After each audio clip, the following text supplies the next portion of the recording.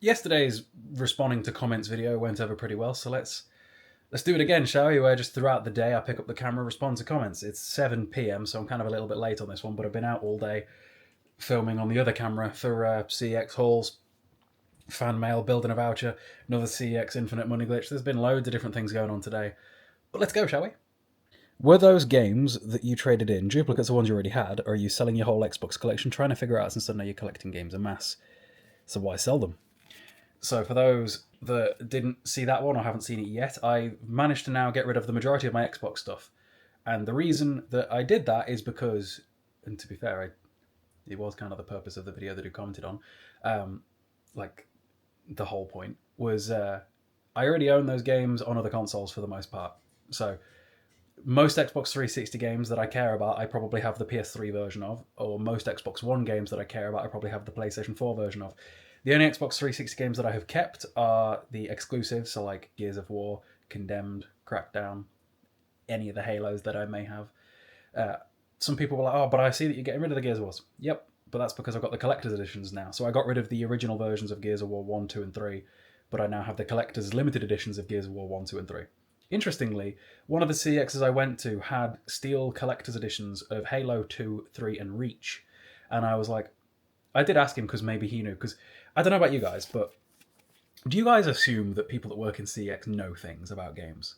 Sometimes they don't. Like, sometimes they very evidently don't. There was a few weeks ago I was in Stoke, and it was the worst experience I've ever had in a CX ever. Just the staff, the staff were in training, sure, but they had never seemingly pulled a disc out of a case or put a disc in a case in their life. Like, they were struggling. It was wild. But generally, I assume that if you work in CX, you have at least a baseline knowledge of games, perhaps. I don't know. Like, you've heard of Grand Theft Auto, at least. Come on now. And I was dealing with a manager. I knew that because I know them. And I was like, I suppose you know if there's a collector's edition version tin for Halo 1, because I'm not going to get the collector's editions for 2, 3, and Reach if there isn't one for 1. I want, like, the set. Otherwise, there's no real point to me of doing it. And we did some Googling, and apparently there isn't, unless Google is lying. I don't know. Does anybody know? Does Halo 1 have a steel collector's edition? The same way that 2, 3, and Reach all do. I don't know. Archie asks, what are the shelves? So the shelves that I use for all of my collections are all Billy bookcases. So IKEA, search Billy, you'll find them. The only issue is that the Billies are all way deeper than a game or a DVD or a case is going to be.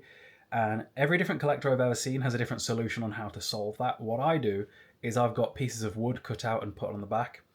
Let me show you if I can show you. Come on, take you with me to the shelf down here. So you see how over there I've got a piece of wood. It runs the entire length and it brings all the games to the front.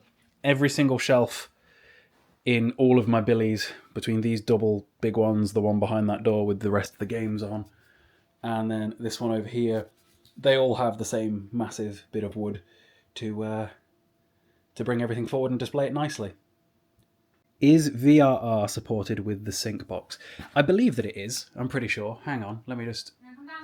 I'll come down in a sec, yeah. Let me just check. So my PC monitor right now is being passed through the sync box.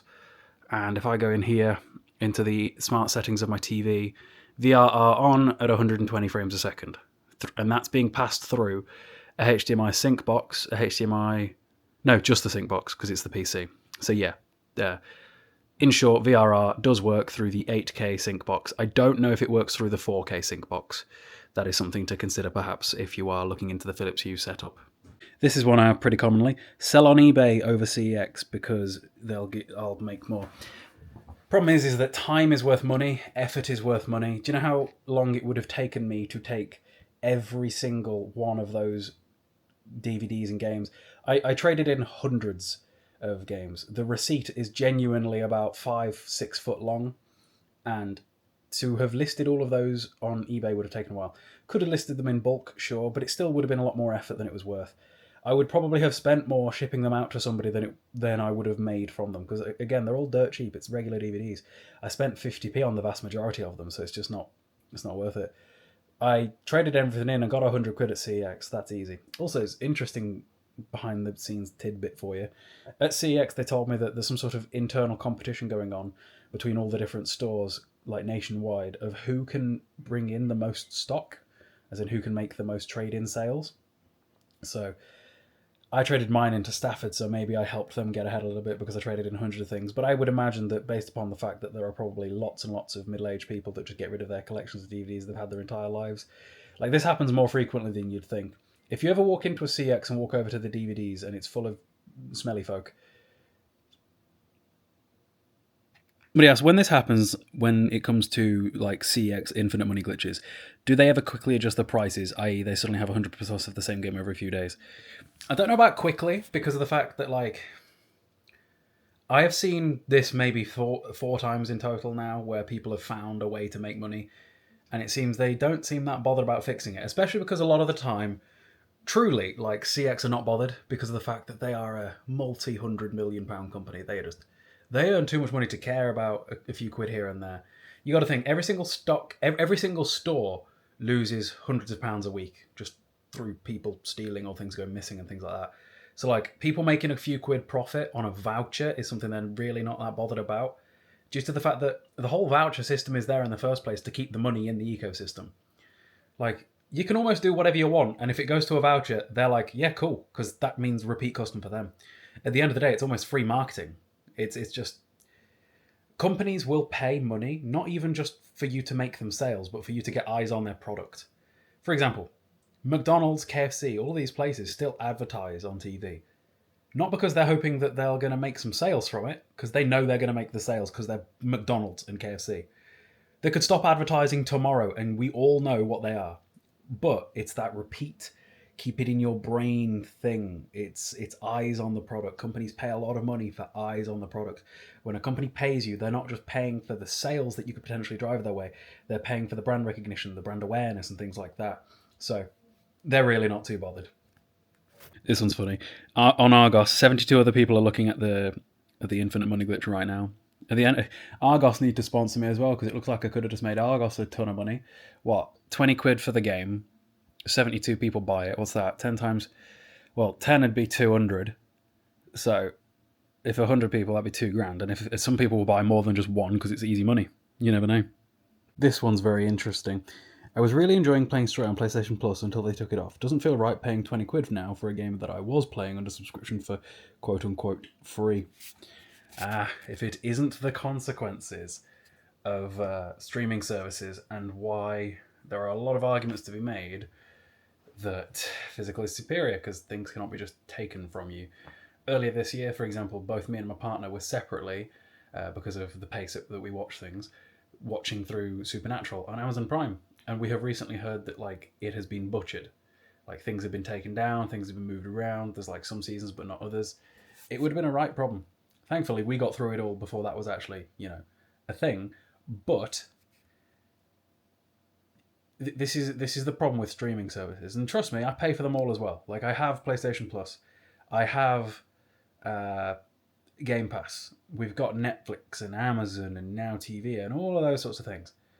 But 9 times out of 10, it does seem that what we want ain't where we need it to be, or not all of what we want. For example, earlier this year when the new Kung Fu Panda film came out, we needed to watch the other ones to like recap, because you just do. They were on different streaming services. See, this is the problem with my DVD collection and why I'm upgrading to Blu-ray as well, is that I will almost always try and choose the streaming version over the DVD because the streaming version is always going to be in higher quality than the DVD. Blu-ray is good enough. Pretty frequently, something would come up and we'd try and find where it was streaming, even though we already had the DVD. The DVD would have been way quicker. When it's a Blu-ray, we'll just run up and get the Blu-ray. But this is the problem with streaming services, whether it be games or films, is that things can be just taken away, and it was never yours to begin with, and it's a struggle. Hey Cayle, I want to play the Borderlands series. What are/is the best versions of the games to play? Okay, so Borderlands 1, you want the Enhanced Game of the Year edition, which is on PlayStation 4, PC, and I think probably Xbox. It's just Borderlands 1 with all the DLC, with a higher frame rate. I think they made it a little bit prettier, and they gave it the mini-map that was in the other games, which was a nice upgrade. It's got some sort of memory leak problem, where Eventually it'll crash if you play for too long, I think. I swear that's a thing. I have experience with like resolution problems. When it comes to Borderlands 2 and the pre-sequel, you want the Handsome Jack collection because that comes with all of the DLC for both of them, and both games, upscaled for modern day. And for Borderlands 3, I think you want the PlayStation 5 Super Ultra Mega Deluxe Edition or whatever. There's probably an equivalent version on PC as well. I know a bit less about Borderlands 3 because it was always Borderlands 1 and 2 that I was more obsessed with, or am more obsessed with. But Borderlands is definitely one of my favourite franchises ever, so yeah. Also, now that I've got my third camera, I need to set that up, but it is midnight and I'm slacking. This one's in regards to me buying a third DJI Osmo Pocket 3, because I said it's quite annoying to fiddle with SD cards, micro SD cards at that, because they're tiny when you're out and about, and especially because they're kind of difficult to get out. The dude said, I never take out SD cards, I use the app downloaded to phone. Yeah, so DJI have an app called DJI Mimo, but the problem with that is that I don't upload my videos through my phone, I upload them through my PC. I need to edit them all together. You know my normal daily vlogs that upload at 6 p.m? Every single one of those is a solid, like, 40 clips or something like that. This one alone will probably be like 20, 30 clips. So it would take forever to Bluetooth the camera to the phone and download each individual file. It's just not convenient or consistent enough or efficient enough, especially given how much content I attempt to produce per day. With the 3 cameras, that's 3 videos per day, plus videos all the time. Like right now, I've decided I really want to push for 500,000 followers on my primary TikTok account, and I know that to make that happen, I need to post on the hour every hour as often as I possibly can for every hour of the day that I'm awake, because that's always been what's worked for me to make that work. Like today I've grown 1,000 followers, for example, because we've had some videos blow up, which is nice, which resulted in like, I think 200 new people here, so hello to you guys. A 23-minute TikTok is dastardly work, so guys, check this out.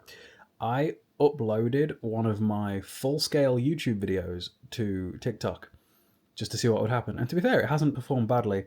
7,000 views, that'll be a few quid, and could be good for keeping my secondary accounts alive while I really focus on pimping the main account. And it will mean that my main content gets to live a little bit longer and go a little bit further, I suppose, and potentially funnel more people across here, because this is what I need to do realistically, is I need to focus on funneling across as many people from TikTok as I can to here. Granted, it'll only be the ones with the attention span for YouTube, because most people on TikTok just will not have the attention span. If you might be, in fact, due to the fact that I've started uploading my YouTube videos to TikTok, there's a real decent chance that this is at some point making its way to TikTok. Hi TikTok, most of you don't have the attention span for this video. In fact, something like 0.01% of you will have made it this far into this video, because we've got to be at around 10 minutes now, and most people ain't making it that far into a TikTok, that's for damn sure. They don't make it 50 seconds into a 61 second regular video. It just doesn't happen frequently. Anyway, I think that'll do for this one today. I need to go and set up my other camera now that I've got so many of them. I've also labelled them. I think I might have said that earlier on. That is going to be a thing, is I might accidentally say things in multiple videos. But the good thing is that it'll be on different days, so it's fine. It's fine. See you tomorrow. So for anyone wondering what I was saying about how there's too many files for me to manually transfer them all one by one from an app to a phone, this is today's mainline video. Each one of those is a single clip for today's daily vlog. Not bad. Not less than usual, actually.